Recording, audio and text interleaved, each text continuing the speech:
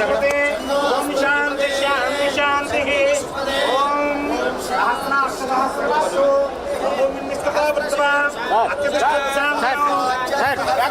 ఏమండి మంత్రి గారు ఏం తగ్గమనరా?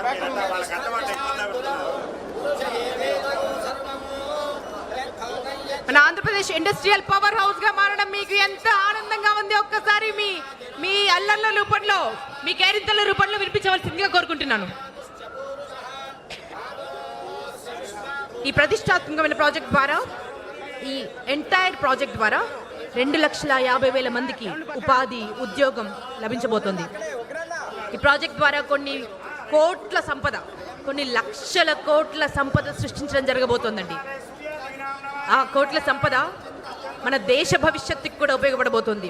ప్రపంచ పటంలో మన ఆంధ్రప్రదేశ్ని ఒక్కసారిగా తలెత్తుకుని చూసేలాగా, ప్రపంచం, విశ్వం మొత్తం మన ఆంధ్రప్రదేశ్ని తలెత్తుకుని చూసేలా చేయబోయేటువంటి ప్రాజెక్ట్ అండి ఇది. సో ఇంత గొప్ప project, Reliance new energy integrated compressed biogas hub ఇక్కడ మన ప్రకాశం జిల్లాలో మన వెనుకబడిన ప్రాంతాన్ని ఎంచుకుని మొట్టమొదటి ఇంటిగ్రేటెడ్ ప్రాజెక్ట్ని ఇక్కడ స్థాపిస్తున్నందుకు మనస్ఫూర్తిగా మన ప్రభుత్వాన్ని అభినందిస్తూ మీ అందరికీ స్వాగతం పలుకుతున్నానండి. చాలా బ్యూటిఫుల్ ఈవెంట్ జరగబోతోంది ఈరోజు. పెద్దలందరూ రాబోతున్నారు, వారందరూ మాట్లాడబోతున్నారు. అండ్ ఈ ప్రాజెక్ట్ ద్వారా ఎన్ని లక్షల ఉద్యోగాలు సృష్టించబోతున్నాయో, దాని తర్వాత ఎలా కంటిన్యూ కాబోతుందో, ఎన్ని లక్షల కోట్లు మన రాష్ట్రానికి సంపదగా రాబోతోందో వివరించడానికి మన పెద్దలందరూ సిద్ధంగా ఉన్నారు. ఇంకా సేపట్లో మన డైనమిక్ లీడర్ మన లోకేష్ బాబు గారు రాబోతున్నారండి. వారి కోసం మనం వెయిట్ చేస్తున్నామని ఒక్కసారి వినిపిద్దామా మీ చప్పట్ల రూపంలో?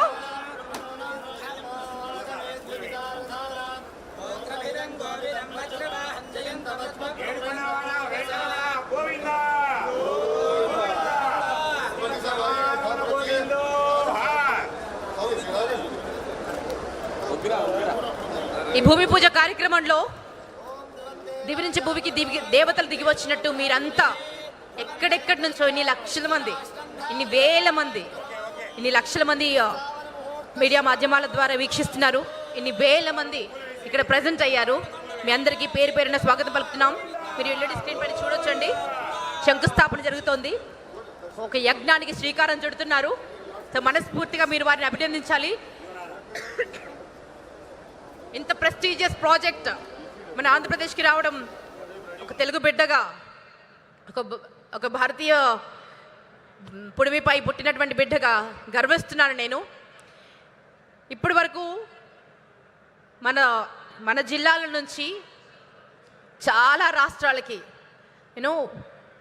ఉద్యోగ అవకాశాల కోసం యువత పరుగులు పెడుతోందని, ఇప్పటికీ పరుగులు పెడుతోందని, ఆ దారుణమైన పరిస్థితి నుంచి ప్రతి ఒక్కరూ కుటుంబంతో ఉంటూ దర్జాగా జీవితాన్ని జీవించాలని మన సీఎం సార్ ఎప్పుడు చెప్తుంటారండి.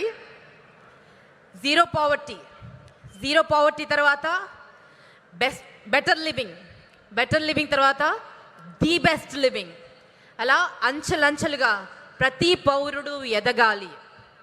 తను మాత్రమే కాదండి, తనతో పాటు మొత్తం తను నమ్ముకున్న వాళ్ళందరూ, తను ఎవరికైతే ప్రజాప్రతినిధిగా ఉన్నారో వారందరూ సంక్షేమంతో ఉండాలి, సుభిక్షంగా ఉండాలి, ఆయురారోగ్యాలతో, అష్టైశ్వర్యాలతో ఉండాలన్నదే మన సీఎం సార్ కోరిక. ఒక చిన్న నానుడి ఉందండి. ఒక మహావృక్షం జస్ట్ మహావృక్షంగా ఎందుకు నిలబడుతుందంటే, it's not because it was protected by the storms. అంటే తుఫాను నుంచి కాపాడడం వల్ల కొన్ని మహావృక్షాలు నిలబడి ఉంటాయండి. వాటికి ప్రొటెక్టెడ్ ఎన్విరాన్మెంట్ ఉంటుంది.